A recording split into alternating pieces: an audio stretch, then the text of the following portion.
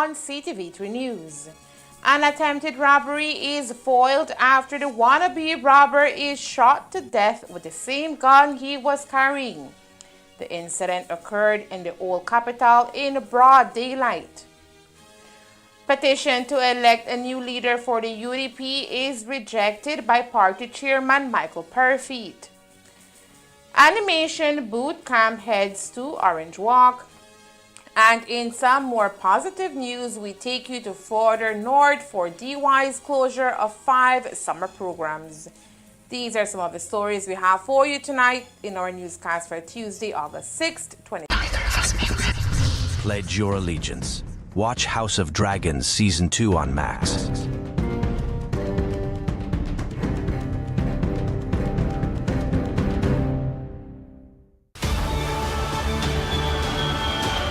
On July 26th, the world's eyes turned to Paris to watch the 2024 Olympic Games.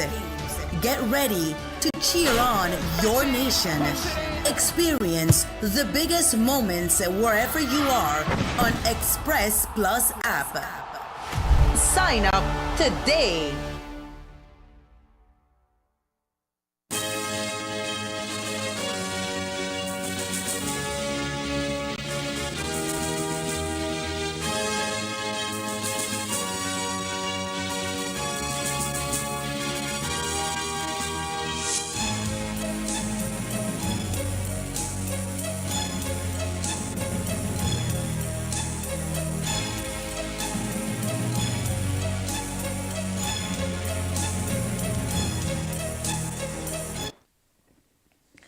Good evening. With your news also simulcast on Fiesta FM 106.7. I am Joanna Rodriguez.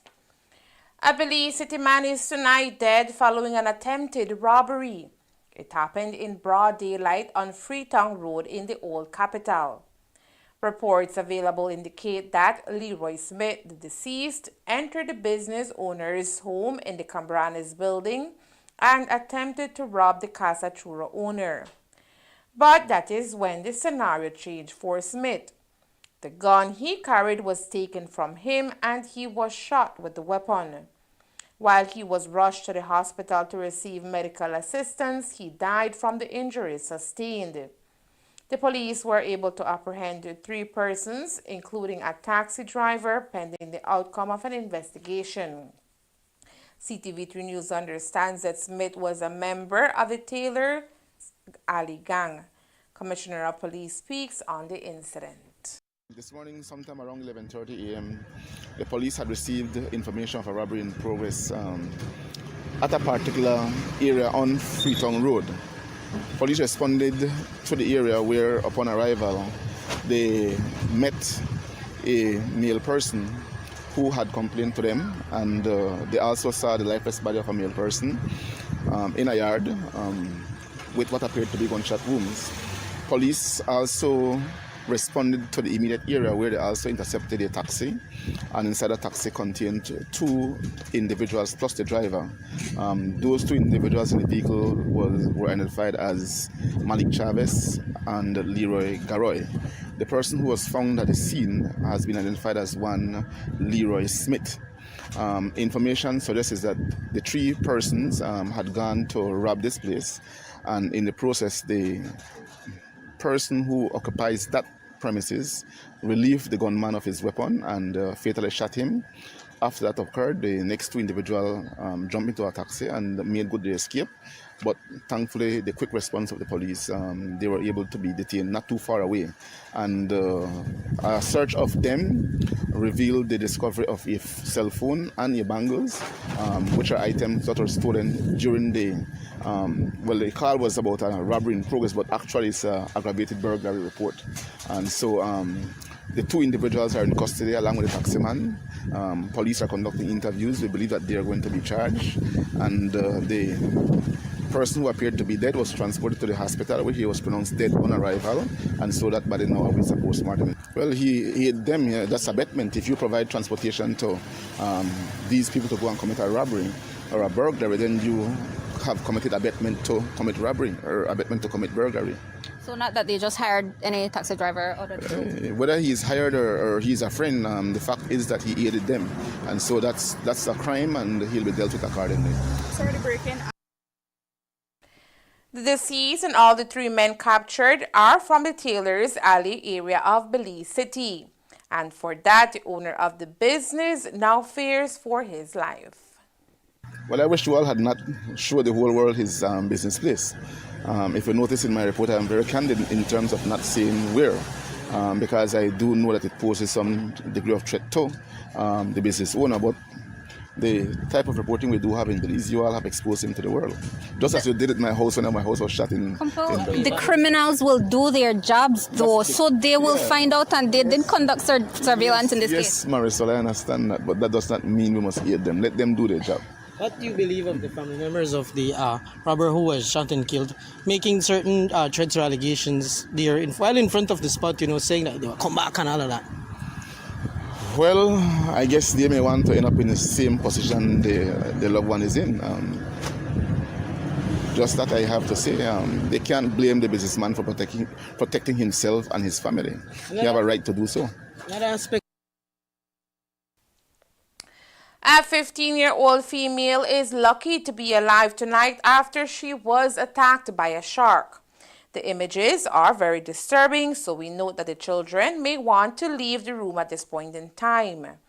Reports reaching our news center is that the 15-year-old was attacked by at least 1 shark as she was enjoying the Caribbean Sea near Half Moon Atoll earlier today. The minor has been identified as Sophia Carlson. Carlson was on a diving excursion when the incident happened. We understand that the excursion had already ended, but Carlson decided to return to the water between Hot Key and Half Moon Key. This was when she was attacked by the shark. The crew of the dive vessel immediately brought her to the Coast Guard forwarding operating base at Calabash, where she received the medical assistance. CTV3 News understands that Carlson, her mother, Kelly Carlson, and a dive guide were then airlifted to Belize Medical Associates in Belize City for medical care. The extent of Carlson's injuries remains unknown. However, from the images provided, one can tell her condition is serious.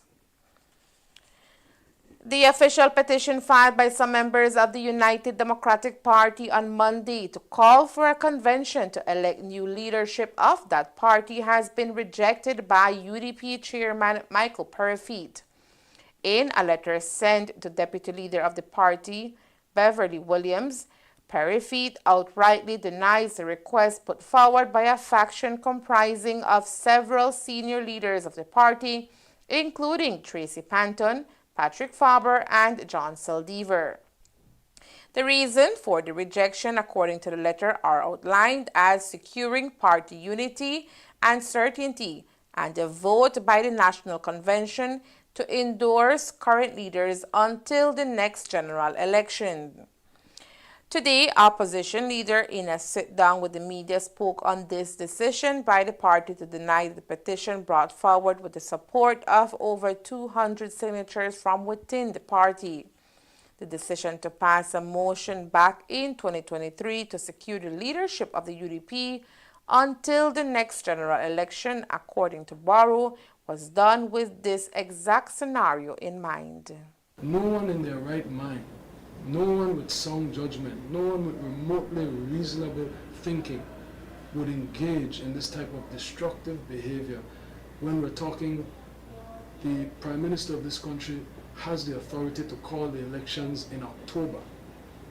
If he wanted to, he could call it in September. All he needs is 30 days. So you look at that petition. They're telling John Briceño they will have a national convention in 90 days. You're telling me that the Prime Minister won't call the elections right there and right then? That is what we decided. When I talked to my colleagues and we talked about moving the party forward and unifying the party and having stability and having certitude going forward, this is what we discussed. And initially the matter was raised by the MPC And there were certain colleagues who sit at the head table now against me who said, no, the NPC cannot make this determination, because if the NPC makes this determination, then the NPC could come right back and change it. This needs to go to the National Convention and it needs to be voted on, and once that vote is taken, nothing can reverse that. So it is not that the party chairman has discretion or no discretion. The petitioners do not have the right to petition a national convention, because we, the National Convention, 520 of the 21 of the delegates from all 31 constituencies decided that we would not do that. Despite the public opposition towards his leadership by some senior members of his party, Barrow says he is prepared to come to the table and move forward for the benefit of the party. It is still my hope that colleagues will realize after these failed attempts that the best option is to unify and do what we have to do for the people that we want to serve, and after the next general elections they will have an opportunity to make whatever change they think is needed. I will do my part not to engage in the mudslinging, not to engage in the defamation of character, not to engage in any narrative or campaigning against any of my colleagues. I need to find a way to win 16 seats, and that includes even with people who don't support me. If they're in a constituency that can win, as a leader, I will do my best to help them to win. But that is what the focus needs to be, working in the division and doing the work solidly. The media, however, questioned the party leader of his desire to move the party forward would also see the case he has filed against his second deputy leader, Bev Williams, dropped. As we told you on Monday, Barrow has issued an official complaint against Williams for what he says were threats against his life. These threats, according to Barrow, were taken very seriously. My life, and this is my family's life. And we have to be real. When Pastor Luke made a reel up on Facebook, he got his head chopped off. And there are people that Williams is affiliated with that have been accused of such heinous acts. Let us be real. That the I have not threatened you told her. The Ministry of Investment, through its Investment Policy and Compliance Unit, IPCU, has partnered with the Taiwan Technical Mission and the National Women's Commission to launch an animation boot camp for women and girls in different parts of the country. The program aims to equip Belizean women and girls with fundamental skills in graphic art and animation, enabling them to create short animated films. These skills are increasingly sought for industries related to film, television, gaming, advertising, and marketing. Following successful sessions in Corozal and Belize City, the animation bootcamp is now coming to Orange Walk Town later this week. It's a project that actually we have programmed for 3 locations in the country. We started off in Corozal, and then we went to Belize City. Belize City just, I think, completed its courses on Monday. And now we head off to Orange Walk. So the idea is to at least train 9 women and girls in animation. We're trying to focus on women because for some reason reports have been given to us that women, not only in Belize but in the region, they tend to shy away from the technical sector, and they seem to be below the average compared to other countries. So we're trying to stimulate that sector of the population to be more engaging in these type of activities. We think that the future is with the orange economy, and the orange economy doesn't only include the creative sector like music and film. It also includes other things like like a technology, like development of software, development of animation, development of coding or different other aspects. Once it has to do with some sort of content creation, innovation, and those type of things, intellectual property, it isn't created it is a part of the orange economy. And we're trying to stimulate this other half of the population, because we do know that according to this last census, more than half of the population is female. With the hope of strengthening the country's orange economy, the bootcamp seeks to tap into the growing demand for animation skills in Belize's creative industries. That there's a huge potential for the provision of service when it comes to animation to several entities. We ourselves use it sometimes when we're trying to promote a specific type of activity, or we want to give out some sort of notice to the public. Sometimes animation would definitely be used as a way to channel this information to the public.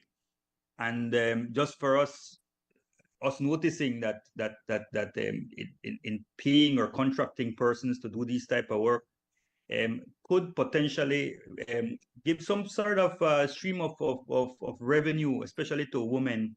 And we feel that considering that there are several persons in Belize that are very talented when it comes to the preparation of or the production of stories and characters, we think that this would definitely generate a substantial amount of new content, and could potentially be an industry in the near future that would enhance the BPO sector, because right now we have a growing BPO sector in the country. It's one of our growth sectors right now. In fact, it has contributed to the reduction of the unemployment rate to almost between 2 and 3%. But the issue that we have with the BPO sector is that most of the activity is at the bottom level of the value chain. So we're trying to push the services to a higher tier service, so as to go up that value chain. And when you go up that value chain, people get paid better, and of course people become more innovative, and they tend to have a little bit more innovation, and the content tends to be a little bit more complex, and that's why hence you have better salaries and better pay. So what's what we're trying to do? We're trying to go up that value chain. Animation is one of those activities. The boot camp will be hosted for 6 days, including both in-person and online sessions, starting with an opening ceremony on Thursday, August 8th at the Orange Walk Technical High School compound. Everybody brings a different aspect to learning. Right now, we're doing an introductory course. Animation is a very vast topic. It's very in depth, right? But what we are doing here, we're giving an introduction, so it awakens in them as well the desire to create content. After completing the training, participants will be encouraged to develop an original story and script to animate and share online, with the goal of creating original content that can eventually be copyrighted. Yeah, so we do start this Thursday at Orange Walk. And then we'll take a break on Friday, and we'll continue the following week, which is from the 12th all the way to the 16th. Some of the sessions will be in person. We'll be there in Orange Walk. Some sessions we do online as well. So we have that mix. Everything we record as well, so that if anyone missed a session, they can go back. They can follow up with the lessons as well. Women and girls of any age from across the Orange Walk district are being called to take advantage of this 2-week session. Interested participants can sign up on Thursday at the booth, or can contact Rossi Chan at phone number 633-0073 for more information. The Treasury Department in Dangraga has fallen victim to robbery yet again. We say again, since back in the month of March of this year, almost $40,000 was stolen. Police are being diligent in the investigation at this time in order to bring the culprits to justice. The question remains, however, is it an inside job? Today, the Telecom spoke about the matter. Yes, I know that a safe was stolen. I'm not too sure of the content in terms of the quantum of money that was in that safe. But again, it clearly shows that this burglary was committed by people who know exactly how the Treasury operates. And if a matter of fact, they even went to the extent of turning off the power to the building to disable the camera system from recording before entering the building. So that could only be done by people who understand how inside the Treasury building is located and the situations of the cameras on that particular building. So it's something that the police are looking at. We have to interview people who work there as well to see what they know. At the end of the day, we cannot leave nothing out. This is the second or the third time there has been burglary at that Treasury in Danhuiga, and I think that it is too much. So the police will be probing deep to see if we can identify those persons who are responsible. Able to say whether the surveillance. The total amount of money stolen was not disclosed. Police are still investigating. Coming up next, DUI holds closing ceremony for 5 summer programs in Corozal. Stay tuned. Estimados cañeros y cañeras, por este medio el SCPC informa que todo reporte de caña para la siguiente zafra 2024-2025 se estará recibiendo a partir del 6 al 13 de agosto del 2024. Para hacer su reporte de caña, visita las oficinas del SICB en las siguientes fechas por asociación. Northern, martes 6 de agosto. Corozal Producers, miércoles 7 de agosto. Progressive, jueves 8 de agosto. BSCF Corozal, viernes 9 de agosto.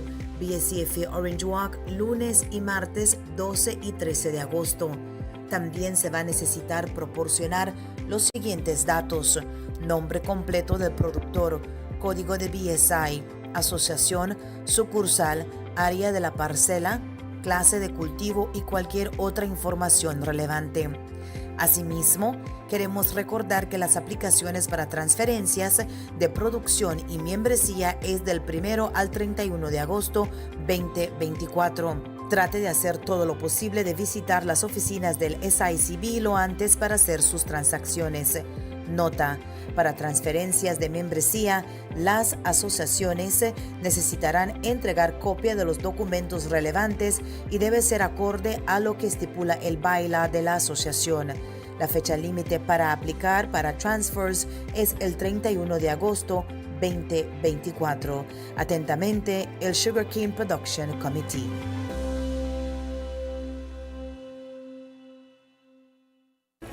Thank you for making Fiestarama 2024 a weekend filled with excitement. This was only possible through the incredible support of our sponsors, partners, entertainers, employees, and most importantly, you, our fantastic attendees. Heartfelt thanks to our sponsors, Caribbean Rums, Bowen & Bowen, and BTV. Thank you for your contribution in making Fiestarama a resounding success. Special shout out to our partners, AAA Imports, Honorable Abelardo May, the Ministry of Agriculture, and Escuela Mexico Marching Band. Thank you for joining hands with us to make Fiestarama more special this year. A round of applause to the amazing entertainers and artists who enchanted us with their talent, adding an extra spark of excitement to the festivities. To the dedicated employees of the Orange Walk Town Council, we say thank you. But above all, a huge thank you to each and every one of you who attended Fiestarama. You brought life and energy to every moment. Your support and enthusiasm are what makes Fiestarama truly special. Thank you for making Fiestarama 2024 unforgettable. Your passion fuels our community spirit. See you next year for more joy, unity, and celebration. Win big with Centaur. As a valued customer, we're showing our appreciation for your continued loyalty with an incredible promotion. Update your account and receive one ticket to win $1,000 cash towards your child's education expenses. Get an extra ticket for every month you pay in advance. One lucky winner for each of our 3 branches will receive $1,000 cash.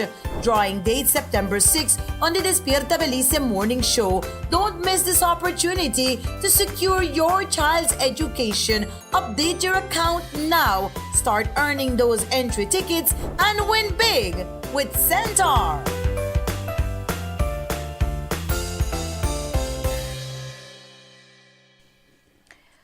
Leader of the United Democratic Party UDP, Moses Barrow, has filed a police report against Beverly Williams, the party's standard bearer for Belize Rural Central.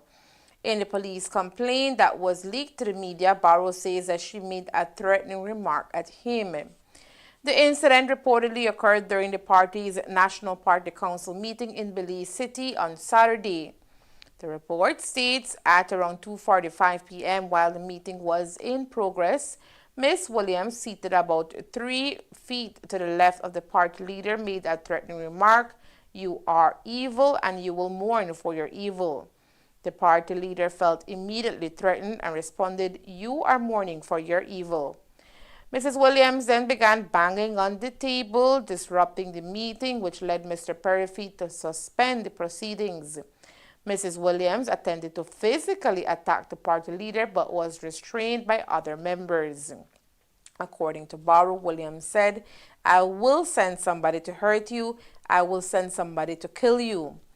With Barrow requesting court action today, the couple was asked to weigh in on the issue.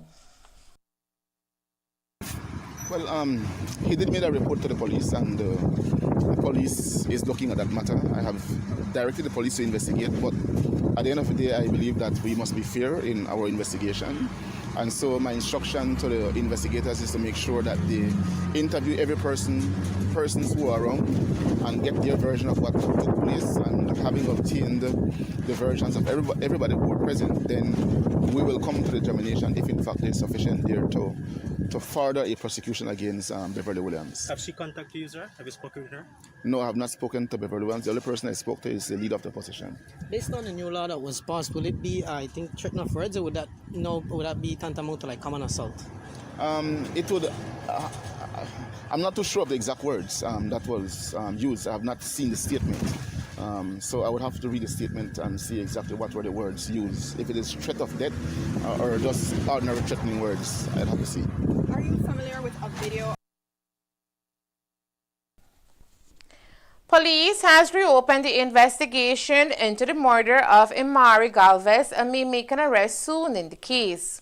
According to Commissioner of Police Chester Williams, a new investigator has been appointed, and the special team reviewing cold murder cases will also examine Galvez's case with hopes of gathering enough evidence to charge someone. I met with the family members, the mother and the father. I appointed a new investigator that is now being looked at by the special team that I put together following the SOE. And we're making very, very slow progress. I am hoping that we'll be able to reach a stage where we get sufficient evidence to be able to charge someone. We have a basic idea in terms of where we're going, what we're looking for. So again, like I said before, we are looking at a number of these investigations that have been closed, reopening them, and we're making arrests. And I'm hoping that the Imari Galvez case is going to be one of those that we can make an arrest very shortly. Is it true that the previous investigator refused to interview an eyewitness? Not to my knowledge. Galvez, who disappeared in May 2023, was found dead 24 hours later on a road off the Hummingbird Highway. Despite questioning several individuals, no charges have been filed. Today, the Department of Youth Services held a special ceremony to recognize more than 70 young people who engage in various summer programs offered by the department. The graduation ceremony marks the culmination of those 5 disciplines, including barbering, calisthenics, aromatherapy, and conservation, among others. The ceremony took place at the Ministry of Education Conference Room in Corozal Town, where family members of the graduates proudly waited for them. Nikisha Lima from the Department of Youth Services summarized the event for us. We had an entire month of July with summer programs and activities. Most of our programs are 1 week. We had the aromatherapy, manicure, pedicure spa that was for 3 weeks. Youth in calisthenics was for 11 days. And then we had the barbering that was for a week. How many students or how many participants in total we had here, and were all of them from start to finish? All participants was from start to finish. We had an overall of 74 participants, and they come from different parts of Corozal district, where it's an urban area or rural area. Special invited guest Rigo Veos, Corozal's mayor, took the podium to speak to the participants about the importance of learning a skill in the changing beliefs in order to meaningfully contribute to the development of our communities and families. These are the type of initiatives that we need to have from different entities where we involve the young people and we give them opportunities, which is excellent, right? When it comes to the Corozal Town Council, we stay committed in making sure that we reach out to the different entities in giving them support to reach out to the young people, and also trying to reach to the young people directly, which is important, right? But today was very special for the young people. We must recognize them, we must congratulate them, not only because they got a certificate, but congratulate them because they took part on something very important. They took up the challenge, they took up the opportunity given by the Department of Youth and Services. I understand they had barbering, cupcakes, mobile studios, pedicure, manicure. Those are very important initiatives because they are grassroots initiatives where we overlook them many times, right? And this is one way we can reach out to the young people and we can empower them by giving them that little tool. I was telling them during the services that, you know, we look at Christmas, a very important part of the year, and those who made cupcakes, if they learn the process, they can sell cupcakes during the Christmas, and they can add a little $100 to their home during the Christmas time. You know, those who did barbering on the weekends, they can do barbering and add a little money to their home at the end of the week. So we might overlook them, but for others, there are great opportunities for them to be someone in society and contribute towards our community. So will be offering more programs in the coming months. And there is more news after the break. Stay tuned. On July 26th, the world's eyes turned to Paris to watch the 2024 Olympic Games. Get ready to cheer on your nation. Experience the biggest moments wherever you are on Express Plus app. Sign up today. This plan, I can't leave this plan. Smart Belize. Hey there, smart thinkers. We're turbocharging your mobile experience with Smart's powered up postpaid plans. Imagine a world where your data speeds flows faster than ever. Well, guess what? We've cranked up the dial and unleashed the postpaid power of Smart's lightning fast LTE data on all our postpaid plans. That's right, no speed bumps, more data. It's like having a limitless highway of data speed at your fingertips. Whether you're a Lone Ranger with an individual plan or a squad rolling with a group plan, everyone gets to surf, stream, and share at enhanced, full, high-quality speed. Switch to Smart's powered-up postpaid plans today and ride the wave of postpaid power. Visit any Smart showroom or smart-bz.com for details and make your mobile experience smarter and faster. Smart, bringing people together. No, I can't leave this plan. I can't leave this plan. Yo me llamo José Luis Vivas. Yo he sido miembro desde hace 35 años en la Unión de Crédito. Todos mis préstamos que he pedido siempre me lo han dado. Ha sido una ayuda muy grande para mí porque he visto la prosperidad.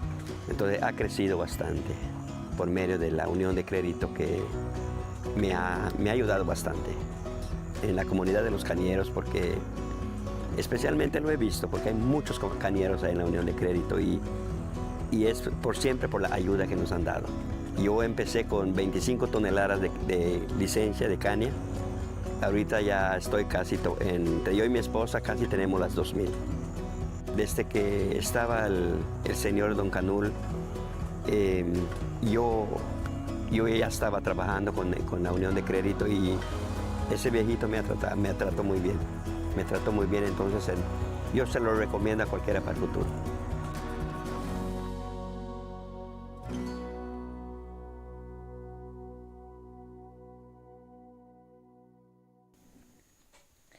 The September celebrations are fast approaching, and that means that we will soon learn who will be this year's victor in the National Song Competition. In the past few months, the National Celebrations Committee welcomed songs from Belizean musicians from the annual song competition. The lucky winner will hold on to a check of $20,000. The main criteria for this year are that each entry must demonstrate patriotism as Belize celebrates its 43rd independence this year. Today, the media was invited to a special function where the finalists were revealed. In partnership with the National Celebrations Commission, the Institute of Creative Arts is launching today the 7 finalists of the 2024 National Song Competitions. We're doing this via our social media page, and we wanted to share the 7 finalists with the media and the wider public. Okay, and what did the criteria look like for persons to make the submissions? Okay, so you had to be a Belizean, 18 years and older, and you had to have, of course, an original song. It had to have not been released before. And it was open to any theme or topic. Yes, we were looking for Belizean elements, but you didn't necessarily have to have the word Belize in the lyrics. You could have you could have brought Belizean instrumentation, a Belizean sound, different genres. You could have done any genre, pop, hip hop, and we got a range. We had an increase of submissions this year. Last year, we relaunched and revamped the National Song Competition in collaboration with the National Celebrations Commission. And so last year we had about 10 submissions, and this year we had doubled. And so now here we are now to the finalists, the 7 finalists. And it's a mix, I can tell you. There is soca, there is what we call contemporary breakdown, there's a traditional breakdown, there is 2 Punta Rock songs in there. We have emerging artists that are new to the stage. One of them, I believe, was a music teacher, or is a music teacher, and of course we have some well-known artists in there like Hubie, who is also one of the finalists, as well as Echo Middleton, who was in the competition last year as well. No particular order. The finalists for the 2024 National Song Competition: Wilson Greenidge, Until Forever; Jackie Cass, Song for Belize; Shadow, In Your Blood; Echo, Remember Them Days; Alan Castillo, We Need Love; Lennox Awardo, Gimme All Belize; and Hubie, Explore Belize. So what happens now?